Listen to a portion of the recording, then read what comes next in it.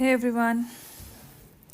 सो 17वीं बीपीएससी का इंटरव्यू का आप लोगों का डॉक्यूमेंट वेरिफिकेशन का नोटिफिकेशन आ चुका है और ये डॉक्यूमेंट वेरिफिकेशन आपका 29 दिसंबर जो कि सोमवार से स्टार्ट होने वाला है। ठीक है। So this video will be regarding the document verification और जो प्रपत्र आपको भर के लेके जाना है। I will decode the details कि क्या क्या आपको उसमें भरना है सो दैट डीवी के लिए आप पूरी तरह से तैयार हो जाओ। ठीक है। तो ऑब्वियसली पहले जो डीवी होता था, जिस दिन आपका इंटरव्यू होता था उसी दिन डीवी होता था। ठीक है। DV was the part of the interview day itself. DV होता था, मेडिकल होता था और इंटरव्यू होता था। अभी क्या है कि डीवी पहले कर दिया गया है। सो इंटरव्यू वाले दिन बस आपका मेडिकल और इंटरव्यू आपका होगा। ठीक है। डीवी के लिए कोई भी डॉक्यूमेंट्स वहाँ ले जाने की ज़रूरत नहीं है। I will also provide you some details कि मान लो कोई डीवी के दिन आपकी कोई डॉक्यूमेंट मिसिंग है तो आप उसको इंटरव्यू डे के दिन भी लेके जा सकते हो विथ अ एप्लीकेशन कि आपने डीवी के दिन ये डॉक्यूमेंट नहीं दिया था, that's why you have presented a documents on the interview day itself. ठीक है। सो ऑब्वियसली डॉक्यूमेंट वेरिफिकेशन 29 दिसंबर से स्टार्ट हो रहा है एंड ये it is from the Monday itself और ये 29, 30th, 31st, 2nd January and 3rd January, 4th January, 5th, 6th, 7th, 8th, 9, 10, 11, 16, 17 मतलब 17 जनवरी तक आपका डीवी चलेगा। ठीक है। तो ऑब्वियसली 17 के उसके बाद भी लाइक और जैसा प्रीवियस ट्रेंड देखा गया है कि डीवी के एक वीक बाद से आपका इंटरव्यू मोस्टली स्टार्ट हो जाता है। तो सिंस नंबर ऑफ कैंडिडेट्स इतने ज़्यादा हैं जो इस बार इंटरव्यू में अपेयर हो रहे हैं, दैट्स वाई इतना लंबा प्रोसेस चलेगा और इसी अकॉर्डिंग आपका इसको और भी सब डिवाइड कर लो, इसी अकॉर्डिंग फिर आपका इंटरव्यू भी शेड्यूल होगा। तो इंटरव्यू भी आपका लाइक 20-25 डेज तक तो चलेगा ही चलेगा। ठीक है। सो जो आप यहाँ पे देखोगे डीवी को 2 पार्ट्स में डिवाइड कर दिया गया है। पहला एंड दूसरा 2 फेजेस में है। फर्स्ट फेज़ में आपका समय दिया हुआ है 10 बजे से लेके 12 बजे तक एंड दूसरा फेज़ में आपका 2 बजे से लेके 5 बजे तक। ठीक है। यही होता है। तो आप ऑब्वियसली 10 बजे दिया है तो आई वुड से कि आप 9:30, 9:15 तक पहुँच जाओ। उसी तरह 2 बजे टाइमिंग दिया है तो 1:30 बजे तक वहाँ पे पहुँच जाना है आपको। और ये जो डिवीज़न किया हुआ है आपके रोल नंबर के अकॉर्डिंग किया हुआ है। तो अपना रोल नंबर देख लो, जिस दिन डीवी है उस दिन सारे अपने डॉक्यूमेंट्स को प्रिपेयर कर लो और उस दिन आपको टाइमली पहुंच जाना है। ऑब्वियसली जो रोल नंबर दिया हुआ है आपको लग रहा होगा इसी रोल नंबर के अकॉर्डिंग आपका होगा। तो आपका जो रोल नंबर ये रोल नंबर है आपका फर्स्ट पाली में जो आपका ये रोल नंबर है ये वाला है। तो आपको लगेगा कि चलो ना मैं 10 बजे से है, मैं वहाँ पे 12-1 बजे तक होगा तो मैं वहाँ 11:30 बजे पहुँचूँगा क्योंकि मेरा तो लास्ट होने वाला है। बट ऐसा होता नहीं है। आपको ग्रुप्स में डिवाइड कर दिया जाता है। तो सभी लोगों को, जिन लोगों का इस फेज़ में है और इस दिन है, सभी लोगों को इस टाइम के अकॉर्डिंग ही पहुंच जाना है। अपना दिमाग नहीं लगाना है कि मेरा लास्ट में है या इतने पीछे है मेरा तो मैं उस अकॉर्डिंग थोड़ा लेट भी चला जाऊंगा तो हो जाएगा, एंट्री नहीं मिलेगी आपको। तो सभी लोग पहुंच जाएंगे और जितना भी आपका रोल नंबर है उसको ग्रुप्स में डिवाइड कर दिया जाता है। A, B, C, D, E, F ऐसे कर दिया जाता है। तो ऑब्वियसली मान लो कि अगर 50 लोग हैं, 50 से ज़्यादा हैं, उनको डिवाइड कर दिया जाएगा 5 ग्रुप में। तो हर ग्रुप में कितने लोग होंगे? 10 लोग हो गए। A, B, C, D, E। ठीक है। इसमें 10 लोग हो गए, इसमें 10 लोग हो गए, इसमें 10 लोग हो गए, इसमें 10 लोग हो गए। तो ऑब्वियसली 5 टेबल्स बने रहेंगे एंड उस पर जो आपके डीवी करने वाले हैं उससे रिलेटेड ऑफिसर्स बैठे रहेंगे। बेसिकली ASOs बैठे रहते हैं। वो आपको टेबल पे बुलाएंगे एक एक करके और उस टेबल पे भी 2-3 लोग बैठे रहते हैं। तो एक साथ वहाँ पे 2 से 3 की डीवी चलेगी पर टेबल पे।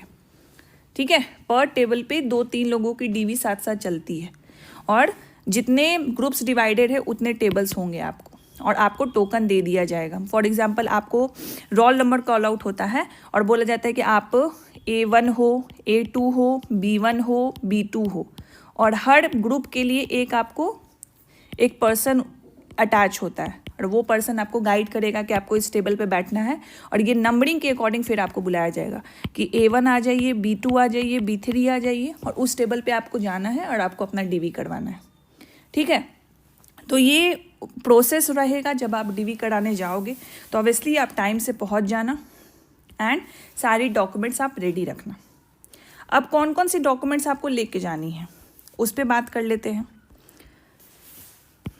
तो सबसे पहले डीवी के लिए या इंटरव्यू के लिए अलग से आपको एडमिट कार्ड नहीं दिया जाता है। तो जो मेंस के लिए आपकी एडमिट कार्ड है वही आपकी एडमिट कार्ड रहेगी डीवी के लिए, यहाँ पे लिखी हुई है। तो मेंस की जो एडमिट कार्ड है जिसमें स्टिकर चिपका है, और जिसमें नहीं भी आपके पास वो स्टिकर नहीं भी चिपका है, तब भी आप वही एडमिट कार्ड लेके जाओ और अपना डीवी कराओ। दूसरा जो इस बार मेजर चेंज किया गया है, पहले क्या होता था कि प्रपत्र 1 एंड प्रपत्र 2 दोनों बढ़ाया जाता था। प्रपत्र 1 में आपका पर्सनल डिटेल्स मांगा जाता था एंड प्रपत्र 2 में आपका सर्विस प्रेफरेंस रिलेटेड डिटेल्स को मांगा जाता था। बट इस बार क्या किया है, बीपीएससी ने प्रपत्र 2 का ऑप्शन ही नहीं दिया है। तो जब आपने मेंस एप्लीकेशन फॉर्म भरा होगा उस टाइम आपने सर्विस प्रेफरेंस डाला होगा, उस सर्विस प्रेफरेंस को इन्होंने फाइनल मान लिया है। उस सर्विस प्रेफरेंस को इन्होंने फाइनल मान लिया है, जो कि आप यहाँ पे देख सकते हो। मुख्य परीक्षा के ऑनलाइन आवेदन पत्र में उम्मीदवारों द्वारा भरा गया सेवा पद का नाम अंतिम रूप से माना जाएगा। तो ये जो चेंज है बहुत ज़्यादा मेजर चेंज है, क्योंकि ऑब्वियसली जब आप मेंस एप्लीकेशन फॉर्म भरते हो तो आप उतना ध्यान नहीं देते हो, ठीक है। और जैसा पीपीएससी का ट्रेंड चलते आया है कि वो फिर से आपको इंटरव्यू के टाइम एक मौका देता है कि आप अपने सर्विस प्रेफरेंस को भरो, तो ऐसा उन्होंने कोई भी इन्फॉर्मेशन नहीं दिया।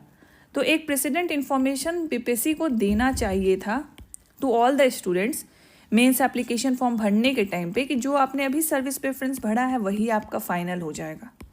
क्योंकि अभी भी लोग बहुत सारे ऐसे हैं जो सर्विस प्रेफरेंस को चेंज करना चाह रहे थे, क्योंकि this is not a joke. आपने मेंस क्वालिफाई किया, you are sitting for the interview, just because आपने service preference mains application form में कुछ ऊपर नीचे कर दिया, आपकी रैंक भी अच्छी आ जाएगी, लेकिन जो आपको सर्विस चाहिए था वो नहीं मिलेगा आपको, क्योंकि आपने मेंस एप्लीकेशन फॉर्म में सर्विस प्रेफरेंस उतना ध्यान दे के नहीं भरा, या उस टाइम उतनी नॉलेज नहीं थी। After coming through the BPSC interview phase में आए, आप 10 लोगों से बातें कर रहे हो, गाइडेंस ले रहे हो, तो आपको तो क्लैरिटी और मिल रही है कि पोस्ट मेरा ये वाला मुझे ऊपर करना चाहिए, वो वाला करना चाहिए। बट बीपीएससी ने ये मौका इस बार छीन लिया, और वो भी बिना बताए छीन लिया, जो कि मुझे लगता है एटलीस्ट इन स्टूडेंट्स को इन्फॉर्मेशन दे देनी चाहिए थी कि आप सर्विस प्रेफरेंस जो मेंस में भर रहे हो वही फाइनल है। बट ये बीपीएससी ने अभी इंटरव्यू के टाइम पे आके दिया है, ठीक है। तो ऑब्वियसली हम अब प्रपत्र 2 को नहीं देखेंगे, आपसे मांगा ही नहीं जा रहा है। तो जो आपने मेंस एप्लीकेशन फॉर्म में सर्विस प्रेफरेंस भरी है उसी पे आपको अपने पोस्ट प्रेफरेंस रिलेटेड भी प्रिपरेशन करनी है। नेक्स्ट आपको अभी मौका नहीं मिलने वाला। एंड प्रपत्र 1 में आप पर्सनल डिटेल्स को भरना है, जो मैं आपको दिखाने वाली हूँ, ठीक है। नेक्स्ट आपको अपने डॉक्यूमेंट्स, अपनी क्रेडिबिलिटी और एलिजिबिलिटी को प्रूफ करने के लिए कुछ कुछ आपको डॉक्यूमेंट्स देने हैं। तो ऑब्वियसली आपने जो मेंस का एप्लीकेशन फॉर्म भरा है उसको ले जाना, एंड जो भी डॉक्यूमेंट्स आपने मेंस के टाइम पे डाला था, मेंस का एप्लीकेशन फॉर्म जब भर रहे थे तो डॉक्यूमेंट्स अपलोड किया था, उसी डॉक्यूमेंट्स को आप डाउनलोड कर सकते हो विथ अ वाटरमार्क, जिसमें बीपीएससी के लोगों का वाटरमार्क प्रेजेंट होगा। तो आपने जो बीपीएससी की साइट पे लॉगिन करो और ये सारे डॉक्यूमेंट्स को, वाटरमार्क वाले डॉक्यूमेंट्स को डाउनलोड कर दो। इसमें ऐसा भी केस हो सकता है कि जब आपने मेंस एप्लीकेशन फॉर्म भरा था तो आपने कोई प्रोविजनल डॉक्यूमेंट्स लगा दिया, क्योंकि उस टाइम वो आपके पास डॉक्यूमेंट था नहीं, तो आपने कोई प्रोविजनल डॉक्यूमेंट लगा दिया जस्ट फॉर लाइक आपका ग्रेजुएशन का कोई सर्टिफिकेट हो, इवन आपकी कैटेगरी से रिलेटेड कोई सर्टिफिकेट हो जो उस डेट के अकॉर्डिंग नहीं है जो नोटिफिकेशन में था। तो आप क्या करो, कोई दिक्कत नहीं है, आप इस वाटरमार्क वाले डॉक्यूमेंट्स को भी ले जाओ और अभी जो आपका अपडेटेड डॉक्यूमेंट है उसको भी ले जाओ, और वहाँ पे जो आपका डीवी कर रहे होंगे एएसओ, जो ऑफिसर बैठे होंगे, उनको आप इन्फॉर्म कर देना कि सर उस टाइम मेरे पास ये प्रोविजनल था तो मैंने ये अपलोड कर दिया था, अभी मेरे पास अपडेटेड है जो मैं अभी देना चाह रही हूँ, या आप उनको स्पेसिफाई कर देना, ठीक है। तो इसमें मत टेंशन लेना कि अरे मैंने पुराना वाला डॉक्यूमेंट अपलोड कर दिया, अब मुझे वही डॉक्यूमेंट लेके जाना होगा। कोई दिक्कत नहीं है, दोनों लेके चले जाना, ठीक है। तो मेंस एप्लीकेशन फॉर्म आप लेके जाओ एंड सबकी 2 कॉपी रख लेना, 2 जेरोक्स कॉपी, सारे जो भी डॉक्यूमेंट्स आपको लेके जाने वो 2 कॉपी आप लेके जाना। नेक्स्ट आपका DOB से रिलेटेड मैट्रिक का certificate as well as marksheet रख लेना। CBSE में जो 10th का जो हम लोग का सर्टिफिकेट होता है और मार्कशीट होता है, दोनों एक ही होता है, और अलग अलग बोर्ड में, लाइक बिहार बोर्ड में अलग अलग होता है, तो आप दोनों लेके जाना, ठीक है। कोई इशू नहीं होगा, क्योंकि उनको भी पता है कि CBSE में एक ही मार्कशीट आती थी पहले, तो एक ही रहती है।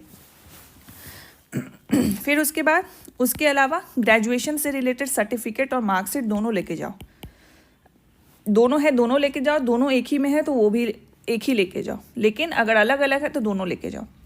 उसी तरह कैटेगरीज के लिए, लाइक अगर आप OBC से बिलोंग करते हो और NCL में हो, नॉन क्रीमी लेयर है, तो आपको इसका सर्टिफिकेट चाहिए। कास्ट सर्टिफिकेट नहीं, नॉन क्रीमी लेयर का सर्टिफिकेट चाहिए और बिहार गवर्नमेंट वाला सर्टिफिकेट चाहिए, ठीक है। अगर नहीं है, इन केस अगर नहीं है, कोई बात नहीं, जो आपके पास है वो लेके जाओ। सेंट्रल गवर्नमेंट वाला लेके चले जाओ, ठीक है। और वहाँ पे स्पेसिफाई कर देना कि सर मेरे पास इस टाइप का सर्टिफिकेट है, मैं ये लाया हूँ, और साइड बाय साइड अप्लाई भी कर दो उस चीज़ के लिए, ठीक है। ऐसा मत सोचना कि कोई भी डॉक्यूमेंट नहीं होगा तो आपको इंटरव्यू देने नहीं दिया जाएगा, ऐसा नहीं होता है। नेक्स्ट SC और ST के लिए सर्टिफिकेट जो है आपका, वो आप लेके जाओ। एंड ऑब्वियसली जो भी आप सर्टिफिकेट प्रेजेंट करोगे, जो फीमेल कैंडिडेट्स हैं उनके पति के नाम से नहीं होगा, उनके पिता के नाम से होना चाहिए, वो तभी वो सत्यापन के लिए उसको लिया जाएगा, उसको क्रेडिबल माना जाएगा। फिर SC एंड ST सर्टिफिकेट के लिए जो प्रमाण पत्र है वो आपको देना है। आप EWS बिलोंग करते हो तो आपको रेसिडेंस का भी देना है, एज वेल एज जो इनकम का सर्टिफिकेट, तो EWS का सर्टिफिकेट होता है वो आपको देना है, ठीक है। उसी के अलावा जो सैनिकों की उम्र सीमा में छूट का दावा करने की स्थिति है तो उसका प्रमाण पत्र आप दे दो। आप डिसेबिलिटी से बिलोंग करते हो तो उसका सब प्रमाण पत्र आपको देना है। सिविल सर्जन और CMO द्वारा निर्गत होना चाहिए ये। फिर उसके बाद स्वतंत्रता सेनानी के आप लाइक पोता पोती नाता नतनी हो तो उसका भी प्रमाण पत्र आप दे सकते हो। अगर आयु सीमा से छूट चाहते हो तो इससे रिलेटेड भी सर्टिफिकेट आप प्रोवाइड करवा सकते हो। एंड ऑब्वियसली आप किसी केंद्र सरकार, PSU, पब्लिक सेक्टर, बिहार सरकार और किसी अन्य सरकार से अगर काम कर रहे हो, अभी करंट जॉब प्रोफाइल में हो, तो उसका नो ऑब्जेक्शन सर्टिफिकेट आपको देना है, ठीक है। अगर यहाँ पे नो ऑब्जेक्शन सर्टिफिकेट नहीं है आपके पास तो अभी आप अप्लाई कर दो एंड उस एप्लीकेशन का आप रिसिप्ट दिखा देना कि सर मैंने अप्लाई कर रखा है। लेकिन ये NOC जब आपका सिलेक्शन हो जाएगा, जब आपका डिपार्टमेंटल DV होगा, तब ये बहुत ज़्यादा रिक्वायरमेंट रहती है। तो आपको जितना भी आपके पास डॉक्यूमेंट अवेलेबल है, एक तो ट्राई करो कि जो भी डॉक्यूमेंट मांगा जा रहा है वो आपके पास करंट में हो, अद्यतन स्थिति में हो आपके पास। अगर नहीं है तो इस चीज़ का टेंशन नहीं लेना है कि मेरा ये डॉक्यूमेंट मैंने प्रेजेंट नहीं किया तो मुझे इंटरव्यू देने ही नहीं दिया जाएगा, ये नहीं होता है, ठीक है। पहचान पत्र, ऑब्वियसली पहचान पत्र ले जाओ, आधार कार्ड ले जाओ एंड रीसेंट फोटोग्राफ्स खिंचवा लो। अभी भी आपके पास 3-4 दिन है, आप इसका रीसेंट फोटोग्राफ ले लो, अपना रीसेंट फोटोग्राफ जाके खिंचवा लो और थोड़ा फॉर्मल वे लुकिंग में जाना। जिस हुलिये में आप जाने वाले हो DV के लिए, इंटरव्यू के लिए, उसी हुलिये में खिंचवा लो और एक फॉर्मल ड्रेस में खिंचवा लेना। लड़के जो है वो कोट और शर्ट में, फॉर्मल शर्ट में खिंचवा लें। लड़कियां जो हैं अगर साड़ी में उनको दिक्कत हो रही है फ़ोटो खिंचवाने में, या बहुत ज़्यादा लगता है कि हाँ साड़ी पहन के सिर्फ फ़ोटो खिंचवाने जाना है, तो आप एक प्रॉपर फॉर्मल सूट पहन के भी फ़ोटो खिंचवा सकते हैं और वही फ़ोटो का आप उसमें लगवाइए, ठीक है। एंड ऑब्वियसली एक बहुत बड़ा इंपॉर्टेंट चीज़ है जो आप लोगों का द्वारा कन्फ्यूज़न रहता है कि आप जो कैटेगरी का सर्टिफिकेट्स देंगे वो सर्टिफिकेट का इशू डेट कब होना चाहिए। तो यहाँ पे BPSC ने दे दिया है कि जो उनके आवेदन की अंतिम तिथि थी, जो कि तो 4 नवंबर 2024, इस तिथि के पहले की होनी चाहिए सर्टिफिकेट्स, ठीक है। इससे पहले की सर्टिफिकेट्स वो मांग रहे हैं, तो ये डेट के पहले के सर्टिफिकेट्स आपको लेके जाने हैं फॉर द कैटेगरी वाले जो सर्टिफिकेट हैं। NCL हो गया, SC ST हो गया, EWS हो गया। और जिस दिन आप सत्यापन करने जाएंगे, ठीक है, उस दिन आपको जाना ही जाना है, क्योंकि फिर DV आपका छूट जाएगा। लेकिन DV आपको करना जाना है, ये नहीं सोचना है कि मैं जिस दिन इंटरव्यू जाऊंगा उसी दिन आपकी DV होगी। ये आप ही के बेनिफिट के लिए, आप ही के लिए किया गया है कि DV को अलग कर दिया गया है, ठीक है। और ये ज़रूर करना कि सबकी 2 कॉपीज़ ज़रूर रखना। एक कॉपीज़ तो आप जमा कर दोगे और एक कॉपीज इन केस आप रखना। साथ साथ ये वाटर मार्क वाली होनी चाहिए जो बीपीएससी की साइट से आप जो आपने अपलोड किया था मेंस एप्लीकेशन वो, एंड इसको सेल्फ अटेस्टेड कर देना।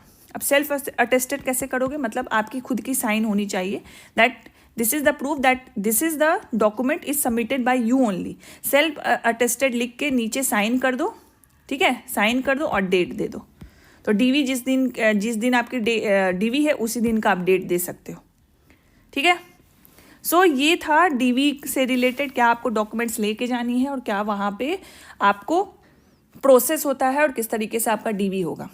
और जो भी आप डॉक्यूमेंट्स लेके जाओगे उसकी ओरिजिनल कॉपी भी आप लेके जाना, क्योंकि वो फोटो कॉपी रख लेंगे, ओरिजिनल कॉपी से वो मैच करेंगे। तो ओरिजिनल लेके जाना है, 2 फोटो कॉपी लेके जाना है, 1 फोटो कॉपी वो रख लेते हैं, ठीक है। मेंस एप्लीकेशन फॉर्म लेके जाना है, उसी में जो सर्विसेज आपके मेंशन है वही अंतिम फाइनल माना जाएगा और आपको अलग से मौका नहीं दिया जाएगा। आपको सिर्फ प्रपत्र 1 भर के लेके जाना है, ठीक है। अब चलो हम लोग देखते हैं प्रपत्र 1 क्या है और उसमें हमें एक भरना क्या है। तो उसका एक आपको मैं गो थ्रू दे देती हूँ, so it will be easy for you to understand. तो ये जो प्रपत्र है ये आपको बीपीएससी की साइट पे मिल जाएगा, जहाँ पे डीवी के लिए नोटिफिकेशन आया हुआ है वहीं पे इसकी लिंक दी हुई है टू डाउनलोड दी प्रपत्र 1, ठीक है। इस वाले कॉलम में जो एक पासपोर्ट साइज फ़ोटो होता है उसका जो अभी आप रिसेंटली खिंचवाने वाले हो या आपके पास है उसको यहाँ पे पेस्ट कर देना, ठीक है, उसको आप पेस्ट कर देना। यहाँ पे अनुक्रमांक आपको लिखना है, तो बेसिकली आपको यहाँ पे अपना रोल नंबर लिखना है। ये रजिस्ट्रेशन नंबर आप अपने एडमिट कार्ड में देखो, उसमें रजिस्ट्रेशन नंबर आपका होगा, ठीक है। तो यहाँ पे रजिस्ट्रेशन नंबर लिख देना। रोल नंबर थोड़ा छोटा होता है, रजिस्ट्रेशन नंबर उससे थोड़ा बड़ा होता है, ठीक है। फिर यहाँ पे आपको अपना पूरा नाम लिखना है। इसको आप हिंदी और इंग्लिश दोनों में भर सकते हो, कोई दिक्कत की बात नहीं है। इंग्लिश में कंफर्टेबल हो इंग्लिश में भर दो, हिंदी में भरना है तो हिंदी में भर दो, कोई दिक्कत नहीं। और इससे आपका मीडियम नहीं डिसाइड होता है कि आपने इंग्लिश भर दिया तो आप इंग्लिश मीडियम हो, आपने हिंदी से भर दिया तो आप हिंदी मीडियम, कोई इम्पैक्ट नहीं पड़ेगा इससे आपका। This is just for your personal detail जो आप सबमिट कर रहे हो बीपीएससी को, ठीक है। अपने फादर का नाम भरो, ठीक है। अगर मैरिड हो तो अपने पति का नाम भरो, और जिसका भी भर रहे हो, जिसका भी आपको व्यवसाय बताना है, माता पिता पति उनके व्यवसाय को बताओ और उनकी वार्षिक आय कितनी है। अगर आप अपने फादर का बता रहे हो कि वो गवर्नमेंट जॉब में है तो अपने फादर का ही बताओ कि उनकी एनुअल इनकम क्या है, ठीक है। एनुअल इनकम को खोल दो, और ये एनुअल इनकम जो आईटी रिटर्न्स आपके फादर या आपके हस्बैंड भरते होंगे या आपकी मदर भरती होंगी वही डालो यहाँ पे, ठीक है। ऐसे मतलब मत डालो कि अच्छा हाँ मतलब साल भर का 8 लाख तो आ ही जाता है, साल भर का 10 लाख तो आ ही जाता है। जो आईटी रिटर्न्स में फाइल किया हुआ है इनकम, एनुअल इनकम, वही डाल दो, ज़्यादा दिमाग मत लगाओ।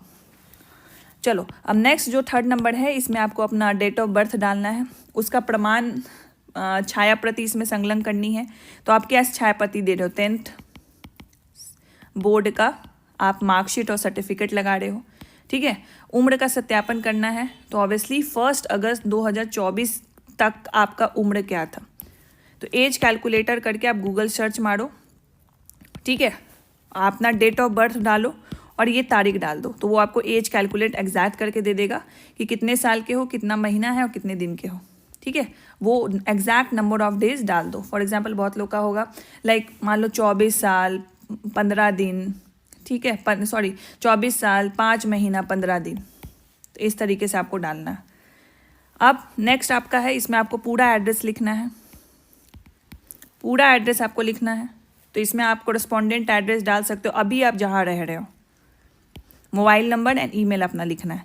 इसमें आप अस्थाई पता डाल सकते हो जहाँ पे आपका पैतृक घर है। फॉर एग्जांपल अभी आप पटना में रह रहे हो लेकिन आपका पैतृक घर मधुबनी है, तो मधुबनी का यहाँ एड्रेस डालो। अभी पटना में रह रहे हो तो कोरेस्पोंडिंग ऐड डालो, या तो आप दोनों में सेम डाल सकते हो, मधुबनी ही डाल सकते हो, मधुबनी का ही एड्रेस डाल सकते हो जो आपका परमानेंट एड्रेस है, ठीक है। स्थायी पता मतलब परमानेंट एड्रेस का प्रखंड और अंचल क्या होगा, और इसका जिला कौन सा है, और कौन से राज्य के मूल वासी हो आप, तो ऑब्वियसली बिहार के आप मूल वासी हो। फिर यहाँ पे आपकी कैटेगरी से रिलेटेड आ जाता है कि आप किस कैटेगरी से बिलोंग करते हो, अनुसूचित जाति, SC ST, अत्यंत EBC OBC EWS। तो यहाँ पे लिख दो कि कौन सी जाति से बिलोंग करते हो, तो जाति का नाम खोल दो, ठीक है। और इसकी छाया प्रति के लिए यहाँ पे सर्टिफिकेट का आप सर्टिफिकेट नंबर डाल सकते हो, यहाँ पे सर्टिफिकेट नंबर होगा। फॉर एग्जांपल आपने अगर सीओ से बनवाया होगा तो सीओ वाला नंबर होगा, एसडीएम लेवल का होगा तो एसडीओ का नंबर होगा, एंड डीएम लेवल से होगा तो डीएम वाला जो होगा वो डाल देना आप, ठीक है। और ये बिहार गवर्नमेंट वाला जो फॉर्मेट है, एनसीएल हो गया, एससी एसटी हो गया, वो वाला आपको डालना है इसमें, ठीक है। क्या ये डिसेबिलिटी का लिया जा रहा है कि क्या आप दिव्यांग हो तो हाँ या ना में टिक कर दो, अगर हो तो कितना प्रतिशत है आपका, कौन से कैटेगरी में आप आते हो, और जो प्रमाण पत्र आप सिविल सर्जन और सीएमओ का लगाओगे उसका आप यहाँ पे सर्टिफिकेट नंबर डाल देना। फिर भूतपूर्व स्वतंत्रता सेनानी के पोता पोती नाती नतनी हो, हाँ हो तो टिक कर दो, और उसकी छाया प्रति का जो सर्टिफिकेट नंबर है वो डाल देना। अपनी हाइट बता दो यहाँ पे, ठीक है, इसको सेंटीमीटर में ही खोल दो। छाती की नाप बता दो तो ये भी आप सेंटीमीटर में ही इसको खोल देना। उम्मीदवारों की विशिष्ट पहचान चिन्ह, मतलब कोई भी ऐसा बर्थ मार्क है आपके बॉडी में तो उसका कर दो, फेस पे हो, हैंड पे हो, ठीक है, जहाँ पे भी है आप उसको डिस्क्लोज कर दो कि हाँ आपके राइट हैंड पे कुछ बर्थ मार्क है तो लिख दो birth mark on the right hand. फिर आपकी मैरिटल स्टेटस कैसी है, आप विवाहित हो अविवाहित हो तो जो भी हो लिख दो, कि अगर मैरिड हो तो मैरिड पे टिक कर दो, अनमैरिड हो तो अनमैरिड पे टिक कर दो। ये ऑब्वियसली नो ही है क्योंकि बिहार गवर्नमेंट पॉलीगैमी को सपोर्ट नहीं करती है। शिक्षा संबंधी योग्यता स्नातक या समकक्ष परीक्षा का मतलब स्नातक में आपकी क्या स्ट्रीम रही थी, तो ऑब्वियसली यहाँ पे आप लिख दो कि स्नातक में आपने बीटेक किया था कि एमबीबीएस किया था या एमए किया था, या ठीक है जो भी किया है उसको लिख दो। फॉर एग्जांपल आपने बीटेक किया तो बीटेक किया मैंने, और कौन से स्ट्रीम से किया, तो कंप्यूटर साइंस से किया, आईटी से किया, सिविल से इंजीनियरिंग किया, वो लिख दो। नेक्स्ट आपका एजुकेशन क्वालिफिकेशन मांगा जा रहा है, तो मैट्रिक में कौन कौन से विषय थे आपके, तो यहाँ पे विषय के लिए पहले से ही डैश दे दिया तो डालने की ज़रूरत नहीं है। कौन से ईयर में आपने मैट्रिक किया था, तो इसको सत्र खोलना, मतलब लाइक आपने 2013 में मैट्रिक पास किया था लेकिन वो ईयर क्या था 2012 से 2013, ठीक है। उसी तरह किस साल आप पास किए थे तो 2013। संस्थान ऑब्वियसली स्कूल का नाम पूछा जा रहा है, बोर्ड कौन सा था, सीबीएसई है, बिहार बोर्ड है, कोई और बोर्ड है तो वो लिख दो। फिर उसके बाद आपके मार्क्स कितने आए, ये मार्क्स मांगा जा रहा है, तो यहाँ पे टोटल लिख देना कि आपके मार्क्स आए, मान लो 600 मार्क्स का था उसमें आपके 580 आए तो वो लिख दो। प्रतिशत और ग्रेड, अगर अभी तो न्यू वाले जो हैं उनका सीजीपीए ग्रेड चलता है, जिनका परसेंटेज चलता है तो उनका परसेंटेज लिख दो, जिनका ग्रेड चलता है उनका ग्रेड लिख दो, ठीक है। और ये अनुलग्नक छायाप्रति, मतलब इसका आपको लेके जाना है 10th बोर्ड का मार्क्स और सर्टिफिकेट। उसी तरह ग्रेजुएशन आ जाओ, तो ग्रेजुएशन में किस साल ग्रेजुएशन किया, तो ग्रेजुएशन 4 साल का है, 3 साल का, जो भी है वो आप यहाँ पे डिस्क्लोज कर दो। फॉर एग्जांपल आपने ग्रेजुएशन जो किया 2019 से लेके 2023 तक का किया तो वो लिख दो। किस साल आप ग्रेजुएशन कर गए तो वो ईयर लिख दो आप। और सॉरी यहाँ पे सब्जेक्ट रहेगा, यहाँ पे आपका रहेगा कि किस सेशन में था आपका ग्रेजुएशन, किस साल आप पास कर गए। संस्थान अपने कॉलेज का नाम लिखो, कौन सा बोर्ड था, तो ऑब्वियसली जो यूनिवर्सिटी का बोर्ड है वो लिख दो, या मार्क्स लिख दो, या परसेंटेज लिख दो, एंड ऑब्वियसली आपको ग्रेजुएशन का सर्टिफिकेट और मार्कशीट लेके जाना है। फिर उसके बाद 70th बीपीएससी में जो ऑप्शनल सब्जेक्ट है आपका उसको डिस्क्लोज कर दो। तो ऑप्शनल सब्जेक्ट को ऐसे लिखना है कि उसका कोड रहता है जो बीपीएससी में। तो फॉर एग्जांपल अगर आपका ज्योग्राफी है तो ज्योग्राफी का आई थिंक कोड 13 था, ठीक है, तो ऐसे लिख दो ज्योग्राफी 13। उसी तरह हिस्ट्री है तो कोड देख लो बीपीएससी के नोटिफिकेशन में, तो वहाँ से उसको कोड के साथ आपको लिखना है, या आप ये मेंस एप्लीकेशन फॉर्म में भी देख सकते हो, वहीं से इसको भर लेना, ठीक है। ये है कि दंड स्वरूप आयोग घोषित किया गया किसी लोक सेवा आयोग विश्वविद्यालय, तो ऑब्वियसली नो होगा तो नो कर दो। एंड आपराधिक कांड में किसी में इन्वॉल्व हो तो नो कर दो, अगर है तो जो भी डिटेल्स मांगा जा रहा है वो लिख दो यहाँ पे। एंड फाइनली आपको अपना सेल्फ डिक्लेरेशन देना है कि आपने जो भी ऊपर से भरा है ये आपकी समझ से सही है, और जो भी गलत रहेगा तो इसकी जिम्मेदारी आपकी होगी।